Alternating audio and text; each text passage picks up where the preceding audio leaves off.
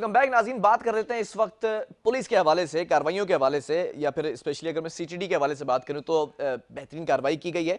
मुख्तलिफ कार्रवाइयां करती रहती है सीटीडी, लेकिन इस बार जो कार्रवाइयां की गई हैं, कलअदम तहरीक तालिबान के 5 दहशतगर्द गिरफ्तार किए गए हैं। और इस कार्रवाई के पहले जानेंगे कि ये कार्रवाई कहां पर की गई, कब की गई। इंटेलिजेंस बेस्ड कार्रवाई थी।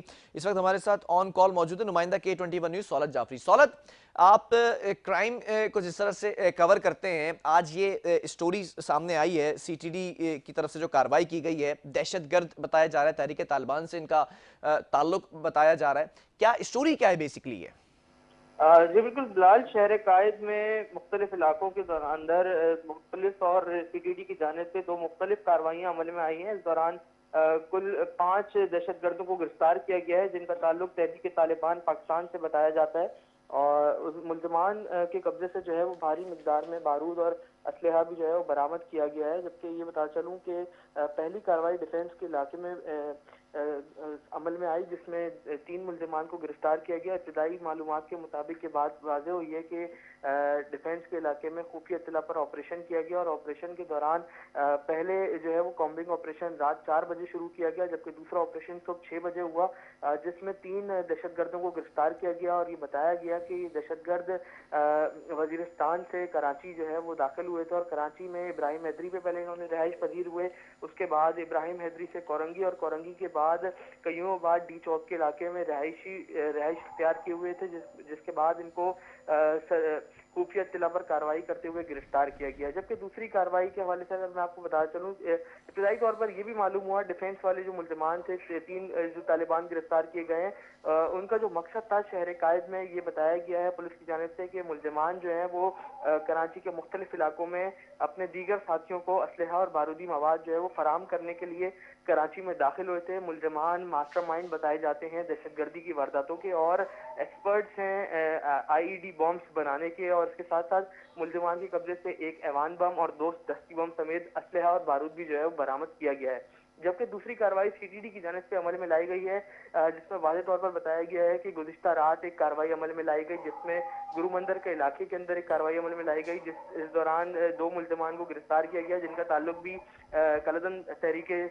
तालिबान से बताया जाता है। ये दोनों गिरफ्तार मुल्ज़िमान, जिसमें बिलाल और आसिफ नामी शख्स जो है वो सामने आया, जिसके अंदर बताया जा रहा है कि दोनों मुल्ज़िमान मुआवनत करते थे माली तौर पर कलअदम तहरीक तालिबान की। मुल्ज़िमान गैर ममनुआ केमिकल जो है वो स्मगल किया करते थे गलत नामों से। और इसके साथ साथ जो केमिकल जो है वो इस्तेमाल किया जाता है आइस क्रिस्टल, और इसके साथ साथ जो बॉम्ब्स होते हैं आईईडी बॉम्ब्स, उसके अंदर जो है ये केमिकल इस्तेमाल किया जाता है। जिसके बाद इन दोनों मुल्ज़िमान को गिरफ्तार किया गया है।